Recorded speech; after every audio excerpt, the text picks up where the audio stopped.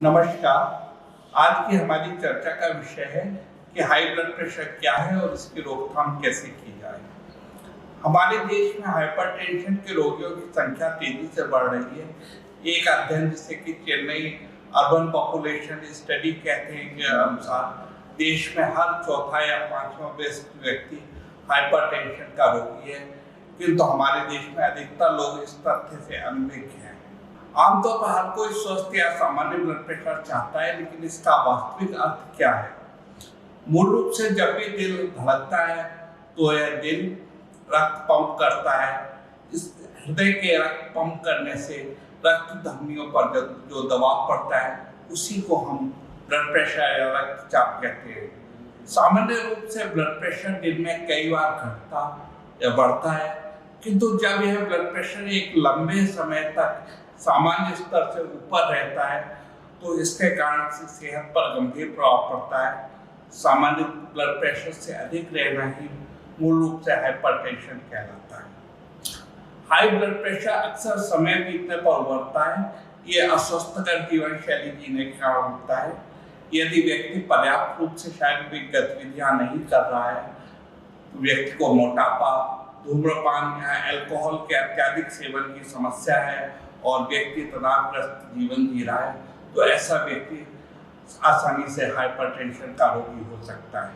इसके अन्य जोखिम कारक भी हैं जो हाइपरटेंशन होने का जोखिम बढ़ा सकते हैं।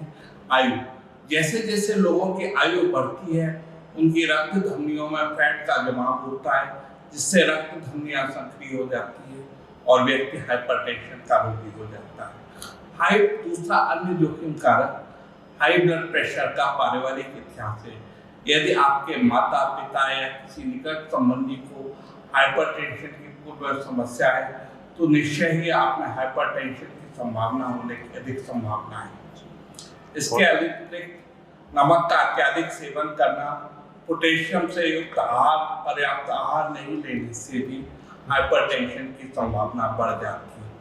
खाद्य पदार्थों में प्रोसेस्ड और फैटी आहार खाने से पूरे शरीर में फैट बढ़ जाता है और हृदय को शरीर में रक्त पंप करने के लिए बहुत अधिक मेहनत पड़ती है, जिससे रक्त वाहिनियों पर दबाव बढ़ जाता है।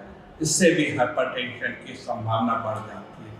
तनावपूर्ण जीवन शैली भी हाइपरटेंशन होने का मुख्य कारण है। आगे हम बात करें तो सामान्यतः हाइपरटेंशन का कोई प्रत्यक्ष संकेत या लक्षण नहीं मिलता है, इसीलिए सामान्यतः हम हाइपरटेंशन के मरीजों को या हाइपरटेंशन को साइलेंट किलर या गुप्त शत्रु कहते हैं। हाइपरटेंशन के अधिकतर लक्षण क्वाइट नॉन स्पेसिफिक होते हैं। यह कहना ये लक्षण हाइपरटेंशन की वजह से हो रहे हैं, यह कहना बड़ा मुश्किल होता है। जैसे कि सुबह सिर के पीछे के हिस्से में दर्द होना, लगातार थकान रहना, घबराहट, उल्टी या दृष्टिभ्रम, इस प्रकार के लक्षण यदि किसी व्यक्ति में हो रहे हैं तो उस व्यक्ति को अपने रक्तचाप की जांच करानी चाहिए।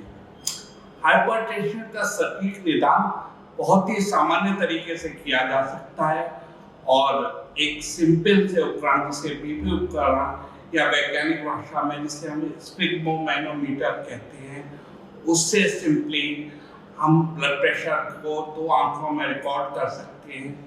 ये 2 आंकड़े हैं सिस्टोलिक ब्लड प्रेशर और डायस्टोलिक ब्लड प्रेशर। आइए हम समझने का प्रयत्न करें सिस्टोलिक ब्लड प्रेशर और डायस्टोलिक ब्लड प्रेशर का मतलब क्या है।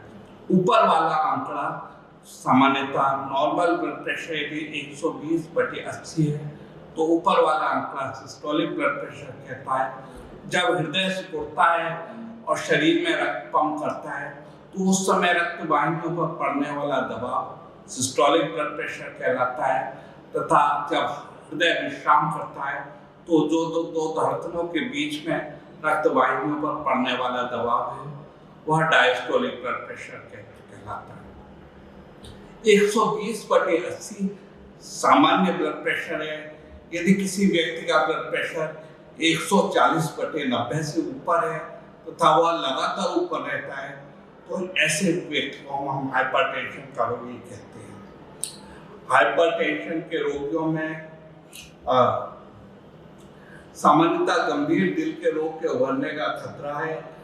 इस गंभीर दिल के रोग के उभरने के खतरे को रोकने के लिए कुछ जोखिम है और इन जोखिमों को हटाने के लिए एक स्वस्थ जीवन शैली का हम प्रयोग कर सकते हैं और अपनी जीवन शैली में परिवर्तन जैसे नियमित व्यायाम, स्वस्थ आहार, धूम्रपान छोड़ने और अल्कोहल के सेवन घटाने से तथा नियमित ब्लड प्रेशर की निगरानी और तनाव के प्रबंधन तथा नियमित दवा के सेवन से हम काफी हद तक हाइपरटेंशन की समस्या से जूझ सकते हैं। इन सभी रणनीतियों पर हम एक एक करके यदि विचार करें तो पहली रणनीति जो जिससे हम ब्लड प्रेशर की समस्या को काफी हद तक दूर कर सकते हैं वह है नियमित व्यायाम हाई ब्लड प्रेशर को कम करने का दवा मुक्त तरीका है। यदि कोई भी व्यक्ति नियमित व्यायाम करता है तो उससे हृदय सशक्त होता है और सशक्त हृदय रक्त को आसानी से शरीर में पंप कर सकता है, जिससे रक्त वाहिकाओं पर दबाव न्यूनतम होता है। रक्त धमनियों पर न्यूनतम दबाव के कारण सामान्यतः ब्लड प्रेशर घटेगा ही। नियमित व्यायाम से व्यक्ति का हाई ब्लड प्रेशर करीबन 4 से 9 मिलीमीटर ऑफ मरकरी तक कम किया जा सकता है। अन्य महत्वपूर्ण कारक जो ब्लड प्रेशर को बढ़ाते हैं वे आयु और वजन का बढ़ना। जैसे जैसे आयु बढ़ती है वैसे वैसे ब्लड प्रेशर का लेवल किसी भी व्यक्ति में बढ़ता है। यदि व्यक्ति नियमित व्यायाम कर रहा है तो ऐसे व्यक्ति में हाइपरटेंशन होने की संभावना कम हो जाती है। इसी प्रकार से नियमित रूप से अपने वजन को कंट्रोल करना, इस बॉडी मास इंडेक्स को 25 से नीचे रखने से भी हाइपरटेंशन को भविष्य में विकसित होने से काफी हद तक रोका जा सकता है। नियमित व्यायाम करना कम से कम हम कहते हैं कि 45 मिनट प्रतिदिन, हफ्ते के अधिकतर दिन कम से कम 5 दिन विभिन्न प्रकार की एरोबिक गतिविधियां जैसे साइकिलिंग, स्विमिंग या जॉगिंग, इस प्रकार की गतिविधियां करने से निश्चय ही ब्लड प्रेशर के रोगियों को फायदा होता है और आगे ब्लड प्रेशर की संभावना कम होती है। दूसरी मुख्य रणनीति जो हाइपरटेंशन के रोगियों के लिए निहायत ही उपयोगी है वह है स्वस्थ आहार का पालन करना। स्वस्थ आहार के लिए हम अपनी आहारगत पद्धति में कुछ बदलाव ला सकते हैं, जिससे निश्चय ही हाइपरटेंशन के नियंत्रण करने में हमें काफी मदद मिलती है। ये आहारगत पद्धतियां जिनसे ब्लड प्रेशर की संभावना या ब्लड प्रेशर को काफी हद तक नियंत्रित किया जा सकता है वे है डैश डाइट या मेडिटेरियन डाइट, भोजन में कम से कम सैचुरेटेड फैट और टोटल फैट का प्रयोग, खूब सारा पोटेशियम युक्त आहार लेना तथा आहार में सोडियम की मात्रा कम करना और अल्कोहल का न्यूनतम सेवन। पहली आहारगत पद्धति जिस पर हम विचार करें वह है डैश डाइट। डैश डाइट का अर्थ है dietary approach to stop hypertension. भारतीय संदर्भों में डैश डाइट वह डाइट है जिसमें हम साबुत अनाज, विभिन्न प्रकार के फल, सब्जियां और लो फैट वाले डाइटरी उत्पाद तथा कम सैचुरेटेड फैट, टोटल फैट तथा कोलेस्ट्रॉल वाली डाइट का यदि हम पालन करते हैं तो इससे हमारा ब्लड प्रेशर करीबन 8 से 14 मिलीमीटर ऑफ मरकरी या 11 मिलीमीटर ऑफ मरकरी तक कम किया जा सकता है। दूसरा जो महत्वपूर्ण रणनीति है आहारगत बदलाव में जिससे ब्लड प्रेशर की संभावना काफी हद तक कम की जा सकती है वह है अपने आहार में सोडियम का कम से कम प्रयोग। आहार में सोडियम जनरली ब्लड प्रेशर को 5 से 6 मिलीमीटर ऑफ मरकरी तक बढ़ाता है। यदि हम सोडियम का आहार में न्यूनतम प्रयोग करते हैं तो इससे ब्लड प्रेशर को कम करने में भी काफी मदद मिलती है। आहार में सोडियम कम करने के लिए मेरे कुछ सुझाव हैं, इन पर विचार करें। आज की जीवन पद्धति में हम बहुत से प्रोसेस्ड या जंक फूड का प्रतिदिन सेवन करते हैं, तो जो भी हम बाजार में प्रोसेस्ड या जंक फूड का सेवन कर रहे हैं उनमें हम फूड लेबल्स को पढ़ें और जब हम फूड लेबल्स किसी भी आहार का पढ़ते हैं तो उसमें हम हमेशा कम सोडियम वाले विकल्प करें, प्रोसेस्ड फूड का कम से कम सेवन करें। सामान्य रूप से भोजन में सोडियम की मात्रा प्राकृतिक रूप से बहुत कम होती है, प्रक्रियागत तरीकों से ही भोजन में सोडियम की मात्रा बढ़ती है, तो हमें अपने आहार में प्राकृतिक उत्पादों का अधिक से अधिक सेवन करना चाहिए। भारतीय आहार पद्धति में सामान्यतः आहार में अधिक सोडियम के स्रोत हैं। ऊपर से जनरली टेबल पे नमक डालना, तो जब भी हम खाने में 1 चम्मच नमक डालते हैं तो इससे कम से कम 2400 मिलीग्राम सोडियम 1 चम्मच नमक भर से बढ़ जाता है। तो हमें अपनी डाइनिंग टेबल पर ये आदत डालनी है कि खाने के समय, आहार के समय ऊपर से नमक डालने की आदत को हमेशा अवॉइड करना है।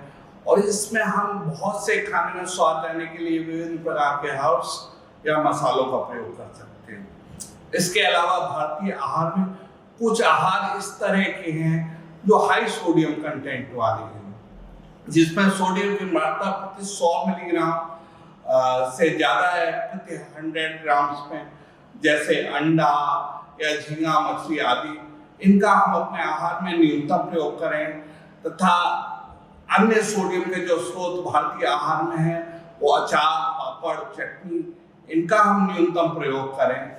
तथा इस प्रकार की सब्जियां जिनमें सोडियम की मात्रा बहुत कम होती है, यानी प्रति 100 ग्राम में 25 मिलीग्राम से कम, जैसे खीरा, ककड़ी, लौकी, भिंडी, इस प्रकार की सब्जियों का, अधिक से पत्ता गोभी, बैगन आदि इन सब्जियों का जब हम आहार में अधिक से अधिक प्रयोग करते हैं तो सोडियम की मात्रा हम आहार में काफ़ी हद तक नियंत्रित कर सकते हैं।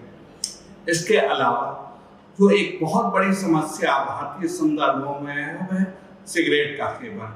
यदि हम धूम्रपान की आदत पर नियंत्रण पाते हैं तो काफ़ी हद तक हम ब्लड प्रेशर की समस्या से जूझ सकते हैं। निम्न मध्यम वर्ग या निम्न वर्ग में ब्लड प्रेशर का एक महत्वपूर्ण कारक है बीड़ी का सेवन। बीड़ी ही एक प्रकार की सिगरेट है और जो सिगरेट से निश्चित रूप से ही अधिक खतरनाक है, क्योंकि इसमें निकोटीन का जो कंटेंट है वो 3 गुना है तथा टार का कंटेंट 5 गुना है, जिससे निश्चय ही ब्लड प्रेशर की संभावना काफ़ी हद तक बढ़ती है। तो सिगरेट के लिए टोटल एब्स्टिनेंस और बीड़ी के लिए टोटल एब्स्टिनेंस, ये सबसे महत्वपूर्ण तरीके हैं। इसके अलावा जो अन्य तरीके, रणनीतियां हैं जिनसे हम ब्लड प्रेशर की समस्या पर काफ़ी हद तक काबू पा सकते हैं, वह है नियमित रूप से ब्लड प्रेशर की निगरानी। सामान्यतः आम व्यक्ति जो अपने ब्लड प्रेशर की निगरानी करता है वो डॉक्टर के पास जाकर के अपना ब्लड प्रेशर पाता है, लेकिन हमें ये ध्यान रखना चाहिए कि हाइपरटेंशन की समस्या बेसिकली लाइफ स्टाइल डिसऑर्डर है, यह जीवन पद्धति से जुड़ी हुई समस्या है, इससे हमें जीवन भर जूझना है। इसलिए मैं अपने मरीजों को व्यक्तिगत रूप से सुझाव देता हूँ कि वे डॉक्टर के पास जाकर के ब्लड प्रेशर नापने के बजाय स्वयं ही अपना बीपी नापने की आदत डालें। आजकल बाजार में इस प्रकार के उपकरण उपलब्ध हैं जिनसे आसानी से आप घर में ही अपने ब्लड प्रेशर को काफ़ी हद तक नाप सकते हैं, और ये सभी उपकरण WHO द्वारा मान्यता प्राप्त हैं। इसके अलावा जब हम अपने घर में स्वयं ही अपने ब्लड प्रेशर की निगरानी करते हैं तो जीवन के विभिन्न क्रियाकलापों के साथ जो ब्लड प्रेशर में परिवर्तन आ रहे हैं उसकी पूरी पिक्चर या तस्वीर डॉक्टर के सामने आसानी से क्लियर हो जाती है, तथा व्हाइट कोट हाइपरटेंशन का खतरा भी टल जाता है। आज की भौतिक जीवन शैली में तनाव से हर व्यक्ति ग्रसित है। तनाव का प्रबंधन बेहद जरूरी है। तनाव के प्रबंधन के लिए जो सबसे बेहतरीन तरीके हैं वह है बेसिकली कुछ हल्का सुनना, या जो संगीत आपको पसंद हो, स्ट्रेस मैनेजमेंट तकनीकें। बाबा रामदेव द्वारा इस विषय में बहुत अधिक योगा का प्रचार किया गया। भारतीय योगा पद्धति निश्चय ही हाइपरटेंशन के मैनेजमेंट में बहुत हद तक कारगर है। योगा पद्धति में यदि हम शवासन या प्राणायाम का प्रयोग करते हैं तो इससे भी हम काफी हद तक ब्लड प्रेशर की समस्या से जूझ सकते हैं। अगली जो सबसे महत्वपूर्ण पद्धति है जीवन शैली में परिवर्तन के साथ, वह है दवाओं का पालन करना।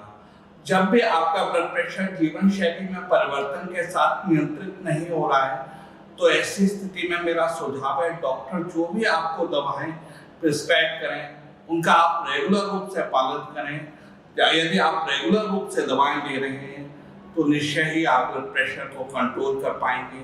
अंत में मैं कहना चाहूँगा, भारतीय संदर्भों में एक रूल्स हम प्रयोग करते हैं जिसे हम रूल ऑफ हॉब्स कहते हैं, यानी भारतीय मरीज जो हैं, यद्यपि हर चौथा वयस्क मरीज हाइपरटेंशन का रोगी है, लेकिन आधे मरीज इस तथ्य से अनभिज्ञ हैं कि वो ब्लड प्रेशर के रोगी हैं।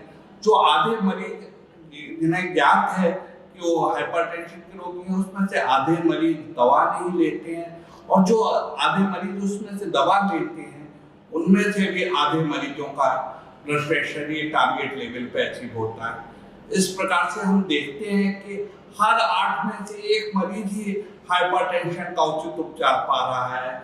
और तो इसका सही संदर्भों में उपचार यही है कि हम अपनी जीवन शैली में परिवर्तन लाएं। स्वस्थ जीवन शैली हाइपरटेंशन का प्रभावी उपचार है। इन शब्दों के साथ मैं अपनी बात समाप्त करता हूँ। धन्यवाद।